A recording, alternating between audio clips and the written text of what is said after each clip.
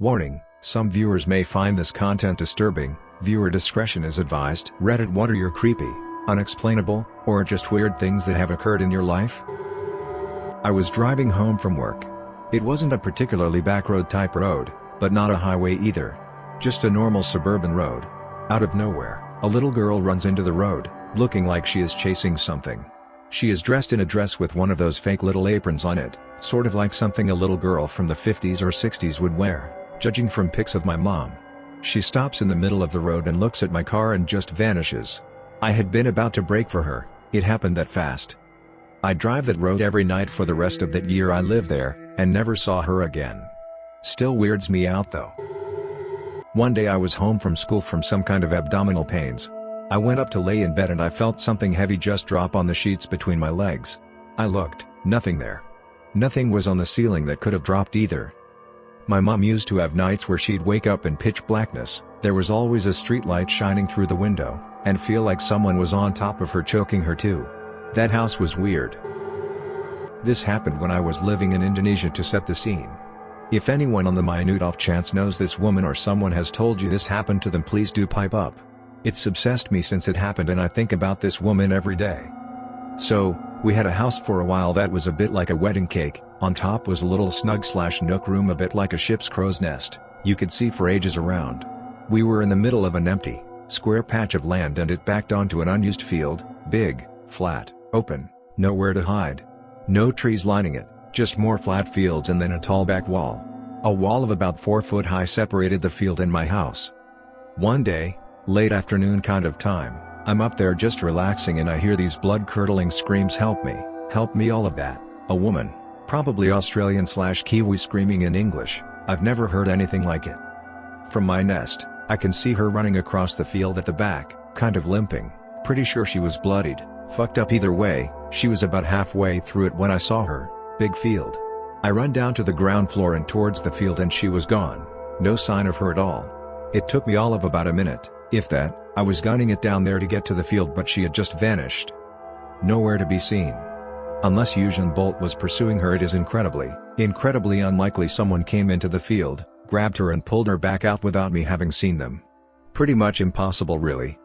I sent my house security out to look for her. I stayed in the field looking and they went towards where she came from and over the wall she had to have come over to get into the field.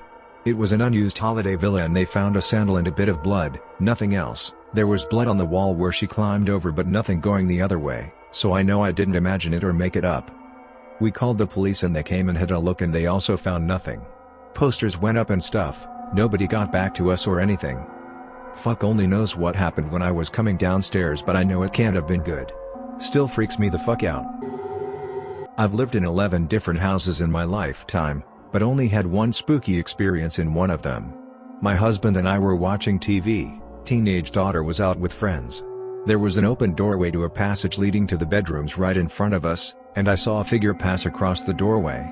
Thinking our daughter had come home without us noticing, I got up to check, but there was no one there. I told my husband, and he had also seen the figure and thought the same thing. Never saw anything again in that or any other house.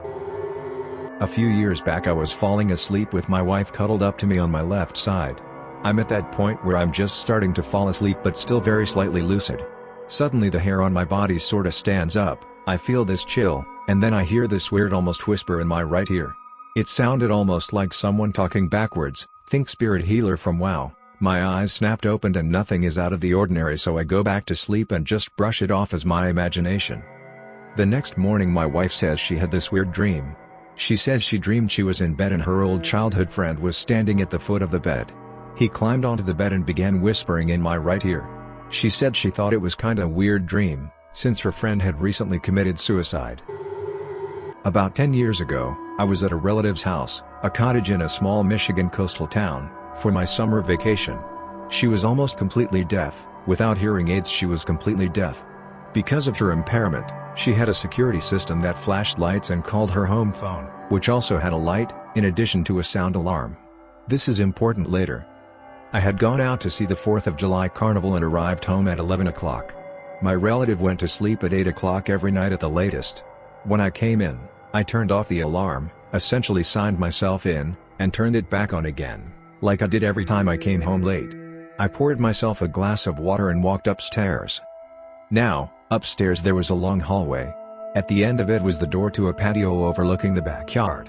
We never used it because it wasn't up to code. The house was built in the late 1800s, and many aspects weren't worth the money it would cost to fix them. So there was a decorative antique chair that was propped against the door to the back patio. When I walked in that night, the chair was propped against my bedroom door instead, leaned underneath the doorknob as if to keep someone from exiting. I bolted for my relative's room to find her fast asleep. Her guard dog was also asleep. I woke my relative up and she put in her hearing aids. She called the alarm company and they had no record of anything besides her setting the alarm at 6:30 and my entrance at 11 o'clock. They called the police anyway. When the cops arrived, they moved the chair and attempted to open my bedroom door. It was locked. The doorknob was original to the house, and there was no key for it. So the cops and I walked out on the front balcony and used my key to open the sliding doors. Everything was as it should have been, and when we opened the door from the inside, it wasn't even locked. The cops searched the entire house and found nobody, and nothing was missing. I have no idea why there was a chair barricading my bedroom door, and why it appeared locked when the lock wasn't even turned. The police sent for a fingerprinting kit and they found no fingerprints on the chair, not even my relatives. Nobody knew why. I had trouble sleeping in that room after that. The police kept an undercover cop outside for a week since my relative was a beloved member of the community. Nothing fishy happened. A few other creepy things happened in that home, if anyone is interested. About 2 years after my uncle killed himself, we had a big 60th birthday party for my grandmother. We brought the helium balloons home to her condo after the party. One of them started following her, including going down under door frames and bulkheads, then going back up to the ceiling. We never saw it, it would just turn up. It was printed "I love you, Mom." This happened about 6 years ago. A couple friends and I have decided to go out into the woods and build a base camp. We brought axes, machetes, fuel and a tent. We walked deep into the woods and spent all day cutting down trees and building a makeshift fence. Being idiots, as it became dark we realized we had no way to see. We started a fire and I realized if we pour some fuel into a small can we can light the fumes at the top and create a torch. We made several torches and placed them in the surrounding woods. It got very dark, we needed more logs for the fire, so I was out about 20 meters from our camp. I could hear my friends talking. I was swinging at the tree when I felt something hit my back. I froze and turned out around, staring into the dark forest right at the edge of lights from our torches. I saw nothing and I assumed something had fallen off the tree and hit my shoulder. Right as I was about to swing, something hits me in the back of the head and it hurt enough to make me swing around again. I saw a rock at my feet and I was terrified now. Turning back to walk towards camp, I could hear my friends and see the light from the fire. I kept turning my head looking into the darkness. About halfway to camp a rock flew by me, missing my head by inches. I ran back to camp and told everyone and they saw the terror in my face. We sat for a while before more rocks came. We couldn't see anyone or anything, just rocks flying into camp.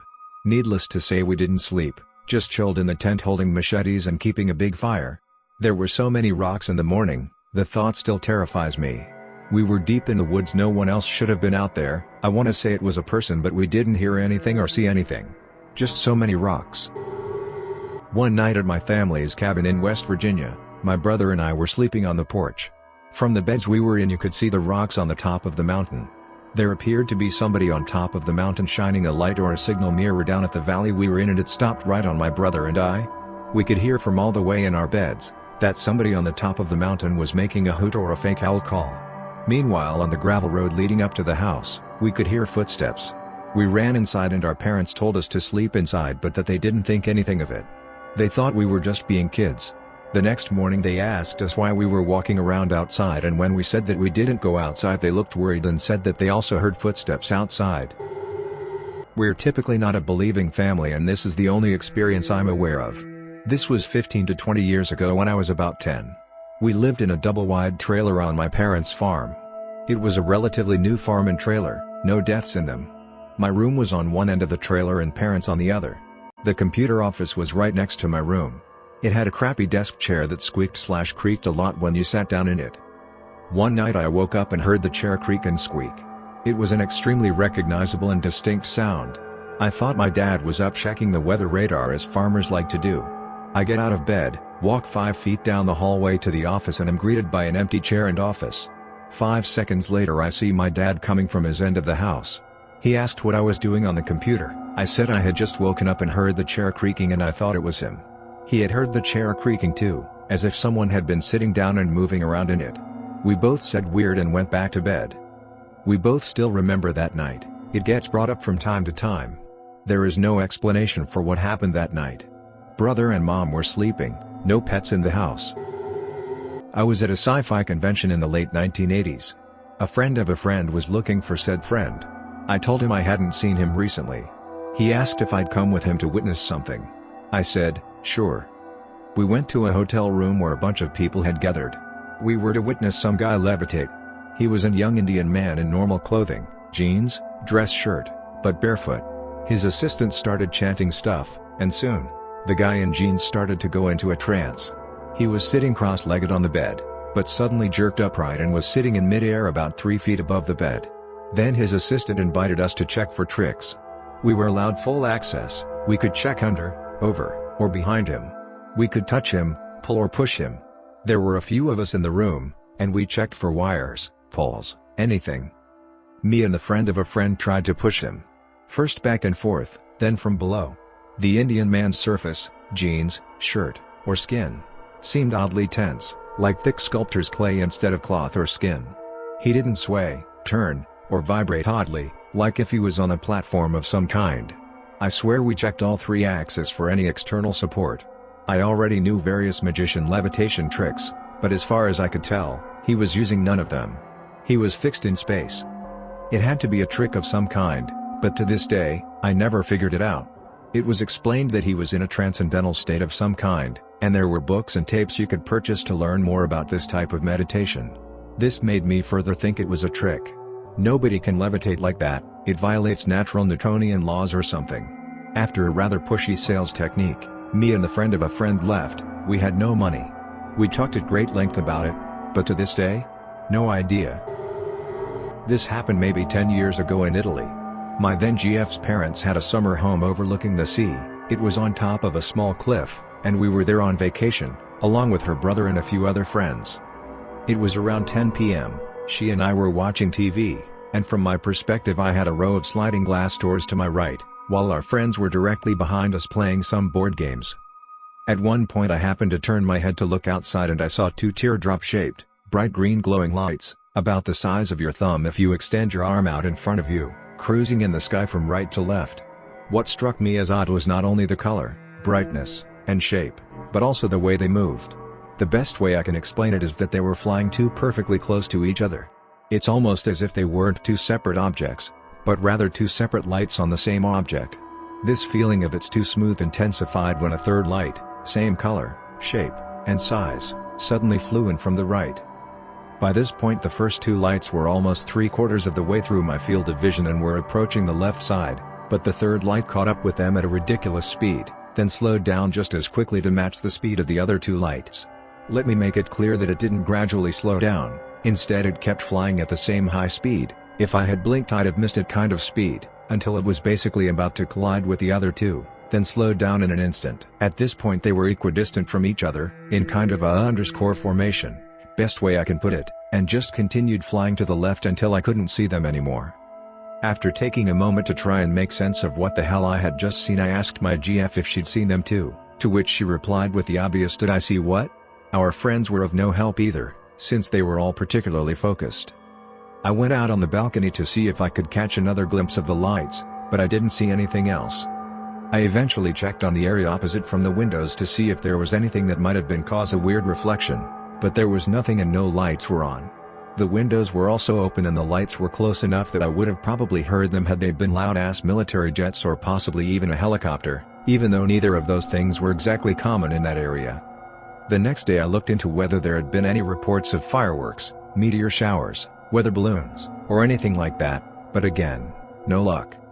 I'm fascinated by the paranormal, ghosts, UFOs, you name it, but I have I want to believe but I'm gonna be really skeptical about it kind of outlook on it. This is the #1 experience that's still crystal clear in my mind and that I can think of a logical explanation for. Last year, my family went camping at the same park we go to every year. Usually, we also get the same site which is close to the bathroom and showers. This year, we booked a bit late, and we were placed way out in the back of the park, which is a fairly secluded area surrounded by woods. It was a nice change, but a bit of a hassle, lots of walking to go fishing, go to the bathroom, etc. The first night we were there, my nephew woke up in the middle of the night, woke up my sister, and told her there was someone outside the tent. She said something, then leaned up on the tent. He got scared and pushed back. She got outside, and there was nothing to be seen. We just dismissed it as a trash panda, even though my sister didn't think that was it. The second night, we had a few friends over. They brought their dog, who is the most well-behaved dog I have ever met, both with humans and other animals. We were all sitting around the fire when the dog started barking like crazy. She was tied to a picnic table sort of away from the fire/people. This was a super rare occurrence, so the owner got up to see what was going on. When he took the leash off the table, she went crazy and pulled him toward the forest. She actually pulled him a good 10 feet. He obviously wasn't expecting her to do that. She has never acted that way before. I decided to grab a flashlight and check out the forest in the direction she was pulling. There was nothing. She has seen squirrels, raccoons, cats, etc., and never had she acted this way. Everyone took note of how odd that was, but again we just dismissed it as nothing. It did spark up a conversation about the thing outside the tent from the previous night though. The third and final night we were there, we could see a storm coming in. The sky was lighting up, the thunder was loud, and the wind was crazy, obviously unrelated to the eerie events, but relevant to the story. We spent a good hour setting up tarps, covering the chairs, etc., everyone crawling into their tents for the night, knowing that the storm was going to hit any second. I was the last to get in because I had to pee. I was at the edge of the site, facing the forest, pissing in the wind. The storm and the forest were spooky enough, but what happened next will forever be burned in my memory. From the forest, I hear the sound of a little girl singing. Not like a fast-paced pop song, but a song with the tempo of a nursery rhyme. I couldn't make out any words, but I was certain I was hearing the voice of a small girl. There were no other voices. I pushed that pee out faster than a laser. The second I finished, I turned toward my tent. A loud bang of thunder sounded, and I jumped into my tent just as it started to rain. My heart was pounding. I was sweaty and possibly a bit covered in pee, didn't get to shake the last drop. In the morning I told my family. I feel like really no one believed me, but it happened and it was terrifying.